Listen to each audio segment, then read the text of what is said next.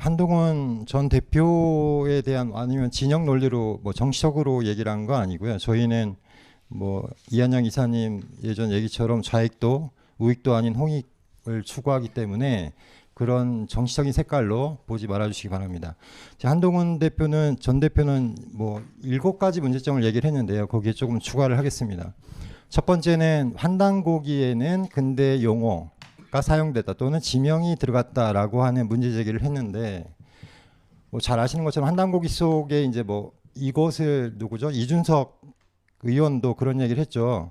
환단고기에는 일본에서 어떤 번역한 그런 근대 용어가 들어갔다라고 하는데 이것은 뭐 오래전부터 사실은 그 위서론에 대해서 반론을 제기하면서 뭐 제기된 주장들인데 사실은 이 환단고기 속에는 고전 용어가 들어간 것이지 일본에서 만든 게 아닙니다. 그래서 뭐 자유라든지 평등, 헌법, 개벽, 뭐 산업 등 해서 이덕일 소장님이 그저께 정확하게 많이 이렇게 신뢰를 들어주셨는데요. 고전에 나오는 용어들이지 근대에 만들어진 용어가 아니다라는 게 첫 번째고요. 그만큼 이제 고전을 찾아보지 못했거나 읽어보지 못했거나 깊이 있게 검토하거나 연구하지 않고 너무 섣부르게 위서론의 어떤 주장 근거로 했던 것이죠.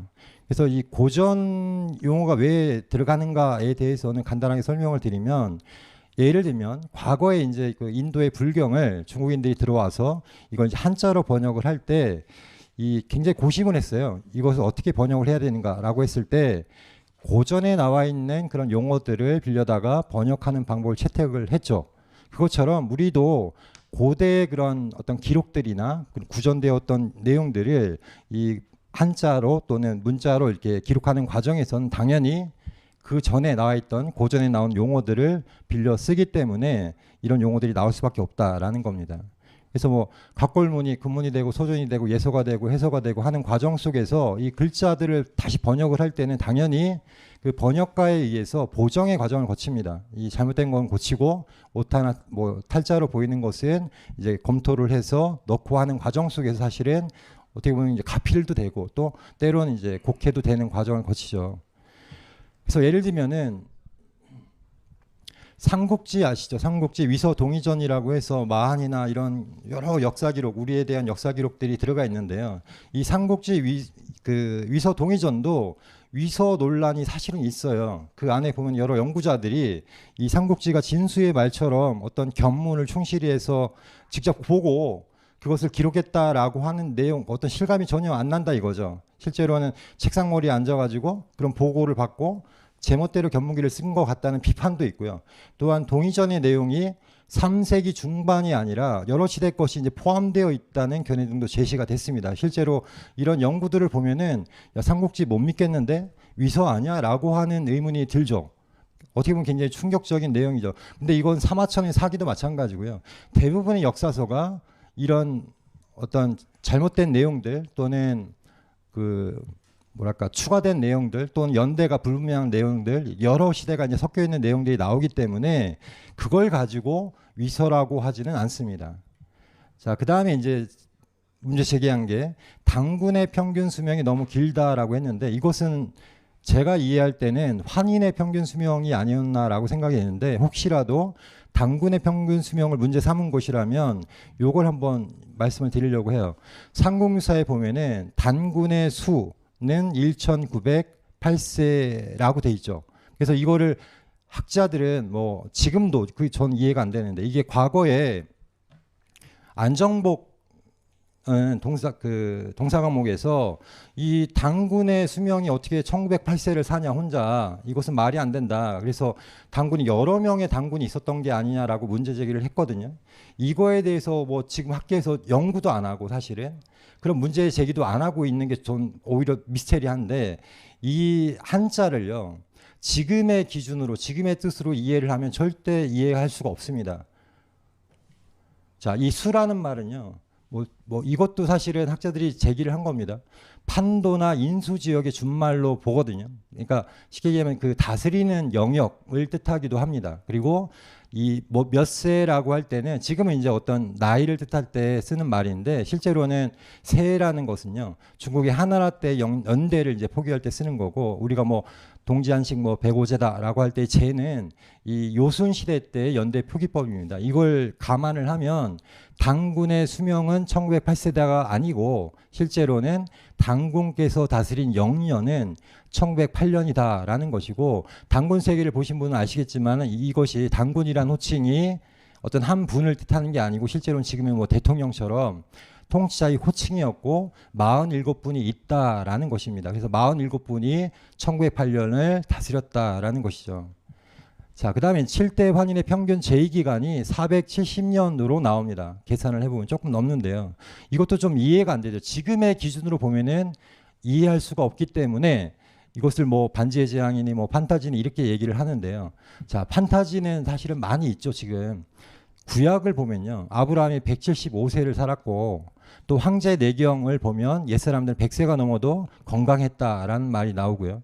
설문해자를 보면은 인자수, 어진 사람이 다스린 나라가 있는데 군자 불사지국이다. 그러니까 불사의 나라가 있다라고 하는 이야기가 전해지죠. 자, 구약 창세기 족장들의 수명을 살펴보면은 평균 수명이 577세고요. 그 뒤쪽으로 가면은 206세로 뚝 떨어집니다. 이것은 단순히 그냥 이게 종교적인 어떤 뭐랄까요, 신화적인 요소를 담은 거다라고 보기가 참 어려운 게, 왜 수명이 갑자기 급격히 떨어지냐 이거죠. 근데 이 환단고기에도 환인, 초대 환인, 이 환인의 시대와 배달국 시대와 당군 시대와의 그 수명이나 재기간이 굉장히 차이가 나고 점점 짧아집니다. 그러니까 어떤 당시에도 믿을 수 없는 그런 기록이지만 일단은 전해져 오는 기록이기 때문에 적었다라고 볼 수밖에 없는 것이죠. 그럼 이 시대는 어떤 시대냐? 환단고기 태백일사 황국봉기를 보면요, 환인께서 왜 그렇게 오래 사셨는가? 쉽게 얘기하면 천산에 머물며 득도하여 장생을 하셨다. 몸을 다스려 병이 없으셨다. 하늘 대항하여 교화를 일으키셨다라고 돼 있기 때문에 이때는 우리가 쉽게 얘기하면 신선문화 시대였다. 태고 시대에는 신선문화 시대였다. 황국 시대는 그랬다라는 걸 알 수가 있고요. 이 신선문화 시대라는 걸 또 알 수 있는 건 뭐 우리가 잘 아는 삼국사기에도 나옵니다. 이 왕검, 당군 왕검을 표현을 할 때 선인이라고 돼 있잖아요. 신선선자를 씁니다. 그래서 이 당군은 신선이다라는 뜻이기 때문에 여기서도 알 수가 있고, 또 하나는 최초의 난낭비 서문에도 보면은 이 선사라고 돼 있습니다. 이 나라의 현묘한 도가 있는데 그것을 풍류라고 이르는데 그 근원에 대해서는 선사의 자세히 갖춰져 있다라고 돼 있죠. 그래서 이 신선 문화에 대해서는 이미 여러 문헌에서 입증을 하고 있고, 그래서 아마 장수 시대가 아니었나라고 생각이 되는 거고요. 그다음에 이유립은 1970년대에 환단고기를 만들었다라고 보통 이야기를 합니다. 그런데 이것을 이제 깨는, 완전히 반박하는 그 설이, 그 위설론이 잘못됐다는 걸 보여주는 게 바로 이 심당 이고선 씨가 선생이 저술한 심당 전서입니다. 이게 1981년에 발간이 됐지만 그 전에부터 이제 작업을 했기 때문에, 예를 들면 환단생원 같은 경우에 1924년에 쓴 것인데 7대 환인이 나오고요. 이 7대 환인은 오직 환단고기에만 기록이 돼 있습니다. 그리고 이 성의사원이라는 책에 보면은 참고문헌이 422권이 있는데 여기에 분명하게 뭐 태백유사, 태백일사와 같은 거죠. 그리고 환단고기라고 분명하게 참고문헌이 돼 있습니다. 그래서 뭐 70년대에 나왔다라는 말은 이미 다 깨진 것이고요. 그 이외에도 사실은 오영희 필사본이 1949년에 쓰여져 있기 때문에 그 말은 거짓이죠.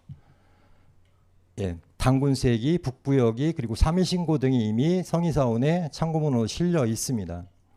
그리고 또 등사본 환단고기도 최근에 이 발견이 돼서 이제 공개가 됐죠. 그래서 그 해약 이기주라고 돼 있거든요. 이기주라고 해서 주석을 달았는데 이것도 보면은 환단고기 법내에만 사실은 전해지던 것입니다. 그래서 환단고기는 모두 해약 이기 선생의 감수를 거쳤다라고 돼 있는데 그것을 입증하는 근거가 나온 것입니다. 자, 다른 문헌의 교차 검증이 안 된다라는 말이 사실은 어떻게 보면 제일 유튜브라 괜찮겠죠? 멍청한 말인데요. 환단고기는 교차 검증이 안 돼요. 왜? 1911년에 환단고기라 이름을 붙인 겁니다. 원래 있던, 전해지던 삼성기, 당군세기, 북부역이, 태백일사를 합본해서 한 권의 책으로 만들면서 이름을 환단고기라 한 것이기 때문에 그 전에 역사 문헌에는 절대 이 환단고기란 말이 안 나오죠. 삼성기나 어떤 태빌산 이런 것들은 나올 수가 있는데 아까 보여드린 것처럼 1911년 이후에는 신당 전서에 이 환단고기가 나오기 때문에 이것도 검증이 되는 것입니다. 그래서 환단고기는 뭐 5권의 책으로 구성이 돼 있습니다. 그래서 시대와 저자가 다 다르기 때문에 이 책들을 하나로 묶어서 만든 게 바로 환단고기다. 이것만은 좀 제발 알아주시면 좋겠습니다. 그래서 환단고기에는요, 이 여러 책들도 다 사료가 있습니다. 원사료를 다 인용을 해서 쓰게 돼 있어요. 그래서 예를 들면 삼신오제본기면 뭐 피온천하, 대변경, 삼인신고, 고려팔강기 이런 여러 원사료를 가지고 이 내용들, 그 시대에 맞는 기록들을 종합을 해서 하나의 사서를 이렇게 쓰는 것입니다. 태백일사에 인용된 것만 해도 엄청나게 많죠, 지금. 자, 이 책들은, 이 원사료들은요, 조선왕조 실록에 일부 나옵니다. 예를 들면 조선시대에 예종, 성종, 뭐 세조 때 이런 수서령이라고 해서 이제 쉽게 얘기하면 책을 다 국가에서 걷어들이게 합니다. 민가에 이제 같이 말도록 하는 건데요. 거기에 보면은 고조선 비사, 누가 봐도 고조선 역사라는 것을 알 수가 있죠. 대변설, 그다음에 조대기라는 것이 이제 그 대진국 때의 어떤 역사 기록인데요. 이 조대기는 환인, 환웅, 당군 시대의 그런 기록이 들어가 있습니다. 표온 삼성 밀기, 안암로 운동기, 삼성기 등의 문서는 마땅히 사처에 간직해서는 안 되니라고 돼 있죠. 이 말은 바꿔 말하면은 민가에서도 이런 원사료들을 가지고 있었다라는 것이 됩니다. 그래서 이것들을 국가에서 다 걷어들여서 금서화 시킨 겁니다. 간직하지도 말고 보지도 말고 듣지도 말라라고 했던 것이죠. 왜? 당시에는 사대주의였기 때문에 중화의 어떤 뭐 사관에 어긋나는 것이 있다면은 이제 큰 화를 불러올 수 있기 때문에 이 국가에서 다 불원서적으로 금서로 걷어들인 것이죠. 그다음에 이 예종 때는요, 숨긴 자는 차명에 처한다라고 이제 그 기한까지 정합니다. 뭐 어떤 곳은 뭐 언제까지 해서 먼 돈은 12월 금음날까지 고을에 바쳐라. 만약 숨긴 자는 차명에 처한다라고 하면 누가 그 책을 갖고 있으려고 하겠습니까? 대부분 바치거나 아니면 어딘가 깊은 곳에 숨기겠죠. 그러니까 이런 사료들이 대부분이 이제 멸실이 되는 그런 과정을 거치죠. 삼국사기도 마찬가지로 여러 문헌들을 인용을 하는데요. 여기에 보면은 중요한 게 고기, 사망고기, 해동고기라고 해서 옛 기록이라는 뜻의 고기가 벌써 3개나 나오죠. 우리 환단고기는요, 이 고기의 그런 틀을 따라서 환단이라는 말을 앞에 붙인 겁니다. 그래서 삼국사기 신라분기에 보면은 여러 고기의 이르기를이라고 해서 이 고기도 여러 종류가 있다라는 거죠. 뭐 사망고기, 해동고기 뭐 이런 여러 종류의 고기들을 종합적으로 보고 그것을 이제 기록화한 것입니다. 자, 삼국유사에는 단군 본기가 또 인용이 되거든요. 이 본기라는 말 속에는 이 국통을 상징을 합니다. 정통을. 그래서 당군 조선이 본기, 그러니까 국통인 그런 기록들이기 때문에 만약에 이 삼국유사를 쓴 일현이 이 당군 본기만이라도 전했다면, 더 많은 내용들을 썼다면 얼마나 좋았을까라는 생각이 듭니다. 그다음에 이제 뭐 가장 이제 많이 나오는 게 황구의 영토는 동서 이만리, 남북 5만리이기 때문에 시베리아부터 북극해, 시베리아 북극해에서부터 홍콩까지 뭐 걸린다. 그 정도로 이렇게 넓은 광대한 유라시아 대륙 또는 세계 전부가 된다라고 하는데요. 이게 이제 환단고기 쪽에서 만든 게 아니고요. 이거는 왼쪽에 있는 거는 KBS 역사 스페셜에서 예전에 그 방영을 할 때, 환단고기에 대해서 방영을 할 때 거기서 CG팀에서 만든 겁니다. 환단고기를 당시에는 제대로 이해를 못했고 제대로 알지를 못했어요. 사실은 이 환단고기를 당시에 나왔던 거는 그냥 그 김은수 씨 그리고 임승욱 씨가 번역했던 한글 본만 있었고요. 2012년에 이 환단고기 역주본 번역과 주석을 단 역주본이 나오면서부터 이제 제대로 한나홍기를 볼 수 있게 된 건데, 그 전에 초기 단계였기 때문에 환국 시대 영토를 어떻게 그려놨냐면 저 바이칼 위쪽부터 저 동남아까지가 다 한국의 영토라고 그려놓은 겁니다. 이거는 KBS의 잘못이지 환단고기를 연구한 사람들의 잘못이 아니죠, 사실은. 근데 그걸 그대로 옮겨놓은 게 바로 이제 환빠라고 조롱하는 사람들이 만든 겁니다. 그래서 빨간색이 KBS에서 만든 거와 똑같죠. 그래서 이걸 더 확장을 시켰습니다. 그래갖고 조금 옅은 색이 이 사람들이 더 뭐 서진이다 뭐 해가지고 더 만든 것이죠. 그러니까 이것은 환단고기를 제대로 본 사람도 아니고요. 사실은 역사 지리를 알지도 못하는 사람들이 그린 겁니다. 그래서 뭐 지금 뭐 정확할 수는 없지만은 이 환국은 12개의 나라로 구성이 돼 있고 주로 천산 또는 바이칼 동쪽에 분포가 돼 있었습니다. 12개의 나라라고 하는 게 굉장히 중요하고요. 그래서 이 강역에 대해서 아마도 남북 오만리 동서 이만리라는 말에는 여러 가지 의미가 있는데 그 중에 하나가 뭐냐면 이 내용을 쓸 때 당시에 이 진서 사이전에 나와 있는 동의의 그런 영역이 많이 참고가 된 게 아닌가라고 생각이 들기도 하는데요. 이 판단국 역주본을 보면은 이 바이카우로 동쪽 그리고 왼쪽에 있는 천산 1이라고 써 있는 그쪽까지 이 12황국이 분포가 돼 있는 걸로 이렇게 보고 있는 겁니다. 자, 고대 거리 측정 개념을 알아야 되는데요. 보통은 지금이야 이제 어떤 거리를 뭐 GPS나 뭐 여러 가지를 활용해서 이렇게 잴 수가 있지만 고대에는 어떻게 쟀냐라고 했을 때는 진서 사이전에 보면은 이 숙신의 여러 나라들을 이제 말을 타고 돌아다니면서 500일이 걸렸다고 해요. 500일이면 사실은 굉장히 오래 걸린 거죠. 그래서 이 500일이 걸렸는데 이걸 거리를 뭐라고 하냐면 5만 열이라고 하는 거죠. 그래서 이 500일일 때 5만 리가 되는 거니까요. 이 100일이 만리가 되는 거고 뭐 이런 마행일을 기준으로 해서 이것을 이제 거리를 대략적으로 계산을 했던 겁니다. 자, 이 동서 2만리, 남북 5만리는 사실은 참 믿기가 어려운 거죠. 그런데 이 모든 역사서는요. 아까 말씀드린 것처럼 원사료가 있으면 그 내용을 자기가 인위적으로 고칠 수가 없어요. 그러니까 그 내려오는 기록 그대로를 사실은 이해할 수 없어도 그대로 서술하는 게 어떤 역사가의 본분이죠. 그래서 이 환국의 범위를 알 수 있는 것은 이 삼국사에 나옵니다. 삼국사가 고기를 인용해서 이 환국에서 이 동방 땅으로 환웅천왕이 이제 개척의 역사를 떠날 때 보면은 삼위산과 태백산을 내려다 보시니 가히 홍익간 하리라. 그러니까 이 세상을 구하기 위해서 어디를 가야 되느냐라고 했을 때 그 범위가 삼위산과 태백산인데요.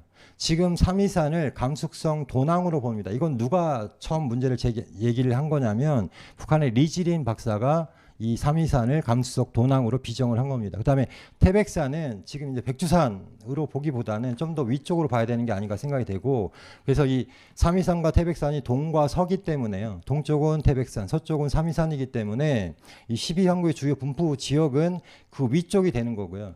그 경계가 사실은 대응하려는 산맥이고 재밌는 건 우리 독립운동가들도 이 역사에 대해서 연구했던 독립운동가들도 우리 그 역사의 시작의 그 경계를 대응할령으로 봤습니다. 뭐 이거는 뭐 청동기 시대 전과 후의 그런 과정 그러니까 지금으로부터 뭐 7,000년 전까지 이제 올라가는 건데요. 이때의 어떤 그 문화 교류의 그런 것들을 볼 수가 있고 또 빗살무늬 토기도 마찬가지죠. 사실은 우리나라부터 저 서유럽까지 쭉 스칸디나비아까지 이제 올라가는데 이건 교류의 흔적이라고 보통 얘기를 하는데요. 이 교류의 흔적이라는 것은 그 범위를 지금의 영토 개념으로 볼 수는 없고 고대 영토 개념은 달랐다라는 부분이 있고요. 그 다음에 이 황국으로부터 배달국으로 와서 이 신실을 여시고 배달국을 여시는 과정 속에서 이제 그 6,000년 전이죠. 그 과정에서 있었기 때문에 만약에 지금 아까 처음에 보여드린 그 위설론자들이 만든 지도에 따르면 우리 한반도와 그 밑에 있는 동남아까지 만약에 황국이었으면은 개척의 역사를 떠날 이유가 없죠. 거기는 이미 황국의 땅인데 그건 말이 안 되는 거고 기본적으로 역사에 이응도 모르는 사람들이 만든 것 또는 이걸 조롱하기 위해서 거짓으로 꾸며낸 거에 불과합니다. 그래서 역사 그 환단고기 역주본에도 이런 측조가 달려 있습니다. 그래서 역사상식으로는 고대로 갈수록 좁게 마련인데 이거는 이제 진보적 사관으로 보면 그렇다는 거고요. 환단고기는 오히려 더 넓었다고 나온다. 이것은 단일 통치 영역이라기보다는 정신 사상적으로 영향을 미치는 범위라고 추정할 수 있다라고 돼 있는데요. 이거는 신채호 선생이 해설한 것이기도 합니다. 신채호 선생님 당시 고대에는 재정일치의 사회였기 때문에 이 종교의 지도자가 이 교화를 펼치는 범위가 바로 정치의 그런 범위다라고 해설을 했고요. 아까 말씀드린 것처럼 삼성기에도 이 환인의 교화를 이야기하거든요. 그래서 이 교화의 범위지 이것이 지금의 어떤 국가 개념으로 봐서 그런 어떤 통치나 어떤 지배 개념과는 조금 차이가 있다라고 생각이 됩니다. 자, 그래서 이제 고대 한민족은 뭐 세계를 정복하고 지배했다라고 하는 판타지라고 얘기를 해서 환핀대전이라고 하는데요. 핀란드에도 뭐 시계인 환파가 있어서 핀란드 환파와 우리 대한민국 환파가 서로 전쟁을 하고 있다라고 하는데 그런 얘기 안 나옵니다. 예, 환단고의 삼성기에 보면은 이 환족에 대해서 정체성에 대해서 이야기를 합니다. 환족이 구환족이라고 표현을 했고요. 구환족을 또 5종족으로 나누는데 그것은 피부색과 용모로 구별된다라고 되어 있습니다. 그래서 이 환국은 인류 공통의 고향, 조국, 뭐 문명의 시작과 같은 곳이지 한국인만의 그런 황국은 아니다라는 것이고 실제로 환웅천왕이 동방으로 오셨을 때 그쪽에 있던 톡창민은 사실은 웅족과 호족이라고 하잖아요. 이 곰을 토템으로 하는 족과 그다음에 호랑이를 토템으로 하는 족이 있었기 때문에 사실은 엄밀히 따지면 토창민은 웅족과 호족이고 환웅천왕에 이끄는 환족은 사실은 이 북방에서 내려온 이 이주민이라고 봐야 되는 거죠.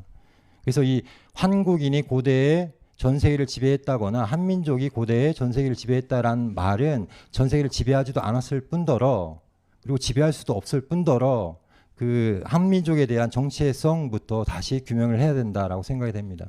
그래서 이 한국으로부터 뭐 동방 문명과 서방 문명으로 이렇게 전파가 되는 과정인데요. 이것을 마치 뭐 지배로 생각을 하면 그건 있을 수가 없고 예를 들면은 수메르 문명을 봐도 수메르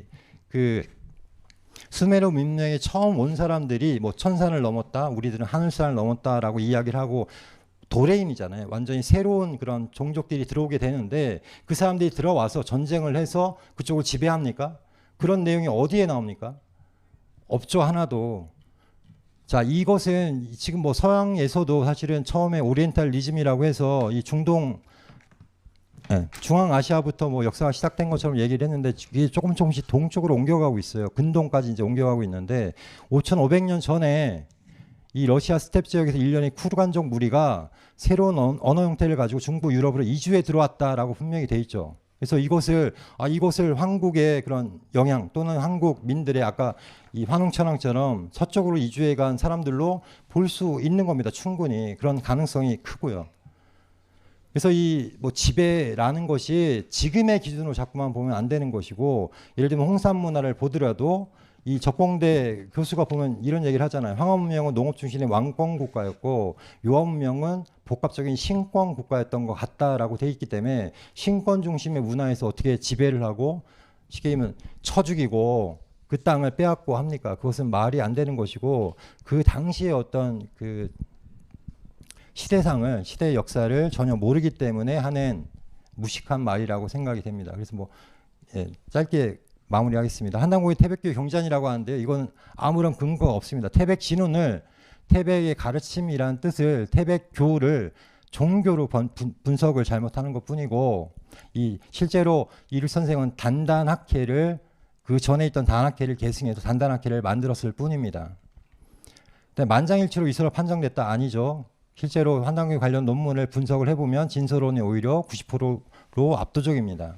그다음에 이 역사학계의 태두라고 하는 이병도조차 말년에 환국 배달 조선을 인정을 했고요. 여러 학자들이 인정을 했는데 예를 들면 최영선 교수 같은 경우는 천부경 환단고일을 부정한 사람이 학자냐고 일가를 했습니다. 그래서 결론은 이 사람들이 왜 이런 위서론을 만드냐, 거짓된 것을 만드냐라고 하면 이거 같아요. 보지도 듣지도 말하지도 말고 가만히 있으라. 환단고기를 위서이자 금서로 낙인 찍어서 연구 자체를 못하게 하려는 목적이 있는 것이라 생각을 하고요. 제2의 그런 조선시대의 수서령이 지금 벌어지고 있다라고 생각이 됩니다.